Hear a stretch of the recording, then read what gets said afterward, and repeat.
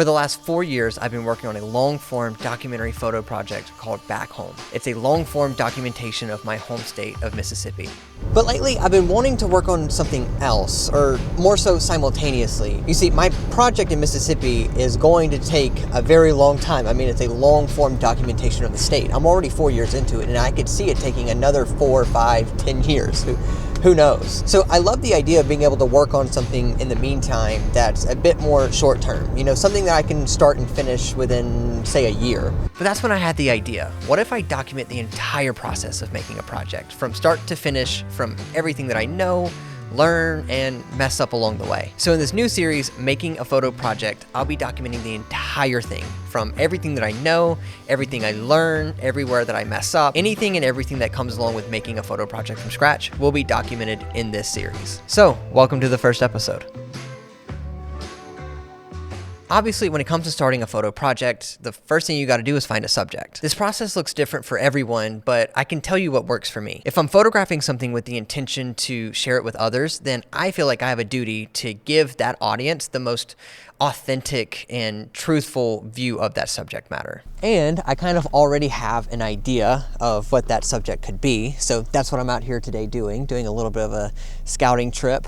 Just kind of getting a feel for the place, the area, the people, the places, all of it. You know, one of the most important things, in my opinion, is you actually have to go out. You actually have to tangibly see things with your own eyes, be in those environments, put yourself in those positions, you know, be in the areas that your subject would be in. You can't just scroll on the internet and Google Earth and all that stuff and hope to find a subject matter that way. So that's what we're out here today doing, and just kind of getting a feel for things to see if this actually works in practice before I commit to something.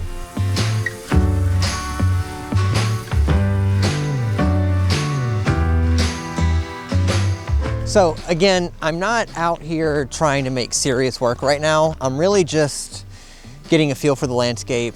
So I do have my Pentax 6.7 in the car, but I'll be using my Q mostly. And I'm just kind of looking at different compositions and kind of getting a feel for the color palette and, you know, all that good stuff. Just trying things, looking at things, and just, again,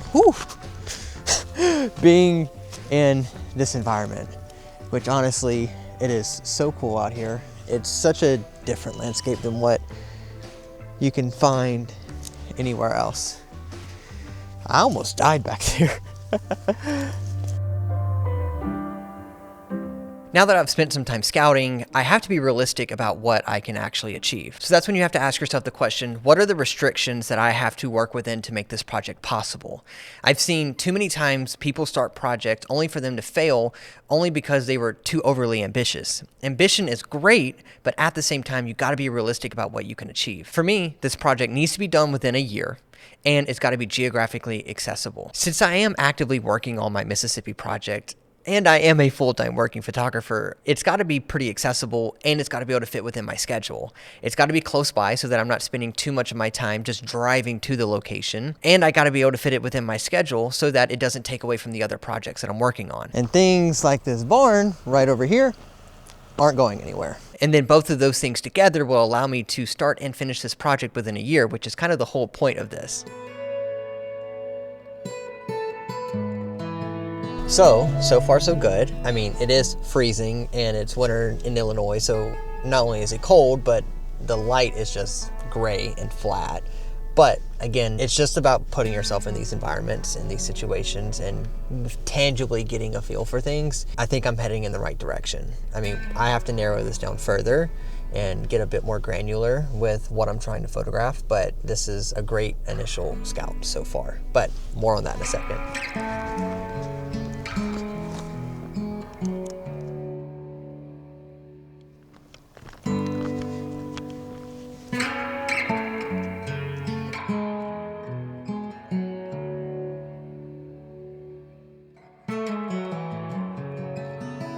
So after spending some time out there and getting a feel for things, I definitely feel more confident in this subject choice. And you can probably already guess what I'm looking to document. But there's still one question you have to ask yourself. What purpose does this project serve? Am I telling a story? Is this an act of preservation through documentation? Like, it can really be anything, but you do have to define that purpose. By documenting rural Illinois, I'm capturing something that's deeply personal to me. Growing up in a super small town in Mississippi, rural life is something that's deeply personal to me, and it's something that I've experienced firsthand. And because of that, I feel like it's something that I can faithfully document and present it in an authentic way to an audience. This also fits my restriction of being able to access it pretty regularly.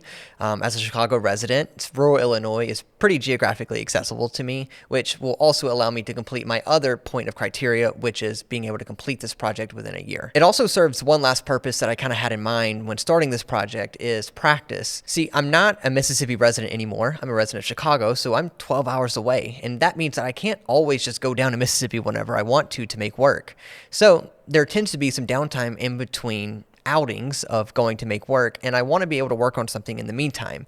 That also means that I want to be able to stay connected to that subject matter and keep my eyes sharp, if you will. So by documenting rural Illinois, I'll be able to complete this list of criteria that I have for this project. While the landscape here might be a bit different, there's still lots of similarities between rural Midwestern living and rural Southern living, and it's something that I'm very excited to document. And honestly, there could even be an even longer form project here where I kind of make a study about the differences and similarities between the two. Who knows? But for now, I feel like documenting rural Illinois makes a lot of sense for me in this project that I'm wanting to start.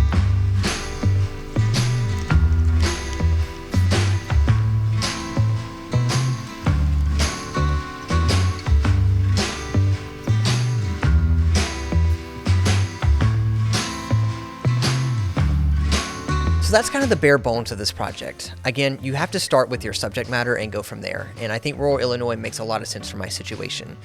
Anytime you're picking a subject matter, you really just have to look at your circumstances and what you're trying to achieve and find the subject matter that meets all of your criteria. In the next few episodes of this series, I'll be defining this a little bit further and getting a little bit more granular when it comes to subject choice. And I'll also be going over things such as camera choice, film stocks, formats, etc., covering all the tools that you need to make your project happen. I'm super excited to see where this project ends up at the end of the year, and again, I'll be documenting the entire journey along the way for you all. The best time to start a photo project is now. So leave a comment down below if there's anything you're interested in, and if I can help or support you in any way, leave a comment down below, and I'll help out as much as I can.